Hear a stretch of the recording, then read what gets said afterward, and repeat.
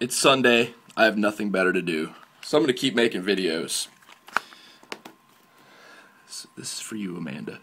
So, I get dinged on, for not following mainstream media or referencing news articles that don't come from mainstream media, i.e., to the general, the general population of America. That means not good enough, I guess. I want to really keep this in layman's terms here. Not factual enough. You can't go off of the Drudge Report. What? You can't do that. You can't go off of Breitbart.com. They have points to prove. Yes, they have points to prove. I completely agree. I want you to find me a news outlet that doesn't have a point to prove. You're not really going to find one. So that's why I go to multiple sources, including the mainstream media. But here's one for you that I would like anybody to tell me is not a credible news agency. The New York Times. Anybody want to tell me they're not credible? I'm gonna move this here so I can read this. Holy crap! Yes, I sneeze without covering my fucking mouth because I think covering your mouth is disgusting unless you immediately go fucking wash your hands. Personal opinion, fucking deal with it. Alright, look. Terrorist plots hatched by the FBI. This is on the New York Times. Alright, United States has been narrowly saved from lethal terrorist plots in recent years. Or so it has seemed. A would-be suicide bomber was intercepted on his way to the Capitol. A scheme to bomb synagogues and shoot Stinger missiles at military aircraft was developed by men in Newburgh, New York. And a fanciful idea to fly explosive-laden model planes into the Pentagon and the Capitol was hatched in Massachusetts. But all these dramas were facilitated by the FBI, whose undercover agents and informers posed as terrorists, offering a dummy missile, fake C4 explosives, a disarmed suicide vest, and rudimentary training. Suspects naively, whatever, I'll say it how I want to, played their parts until they were arrested. Alright, it goes into some very specific stuff, okay? But this is just what we know about, okay? This is just what the FBI has released because they had to. It's kind of like, it's that whole thing. If somebody has an idea of doing something evil or wrong, against the law, and they don't have a way or a means of carrying that out by themselves, a cop or a government agency or whoever, law enforcement, undercover, can offer this stuff, and then expose you and arrest you because you went ahead and did it. I'm not so much against that. I'm more so against what happens because of it. And again, if you saw my earlier video, millions of thoughts. I'm going to try and slow myself down and stick to specific things here. Okay. It's entrapment. If you don't know what the term is, I suggest looking it up.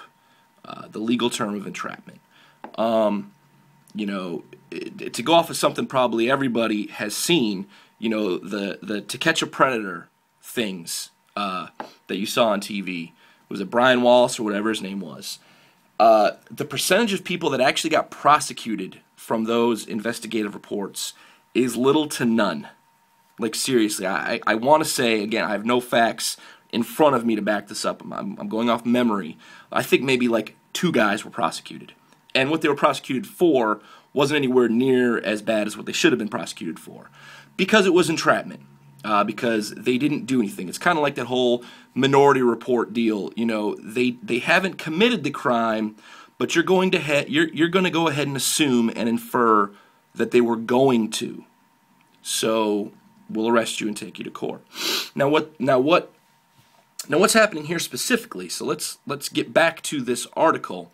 Is that the FBI went the extra mile and basically made it possible for these people to commit these crimes, to go all the way up to the point of even one of punching in the code to set the bomb off, but they were fake bombs, so they didn't, and then the guy's arrested.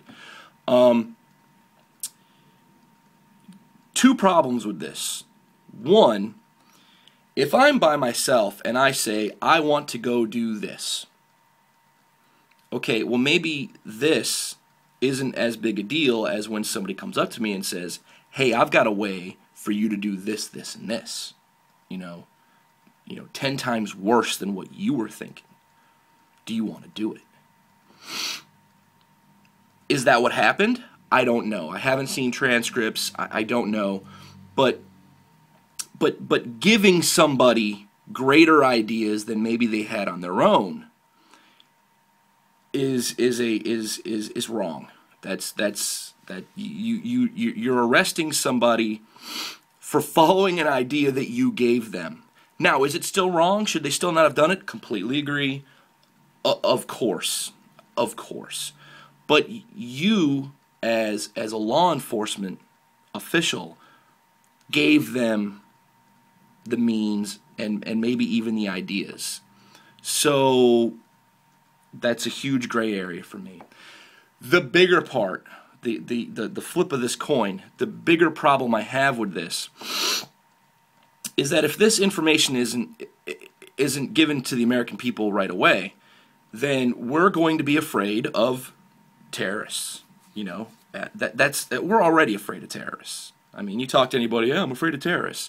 But we're ramping it up to something more than it is on its own.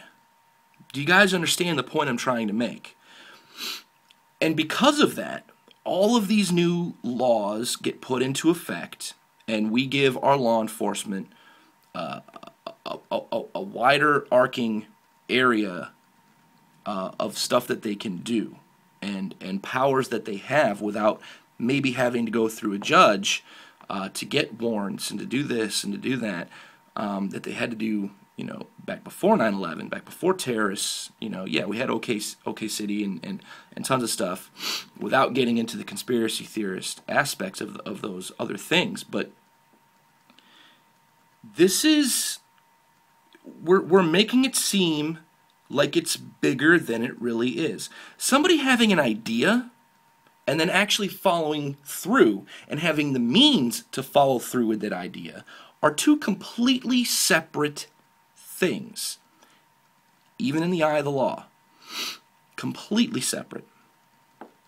I can say, I would like to go skydiving someday. I don't have the means to do that. I'm going to have to go pay somebody. I know it's a fucking horrible analogy, but hopefully you get my point. I'm just saying it.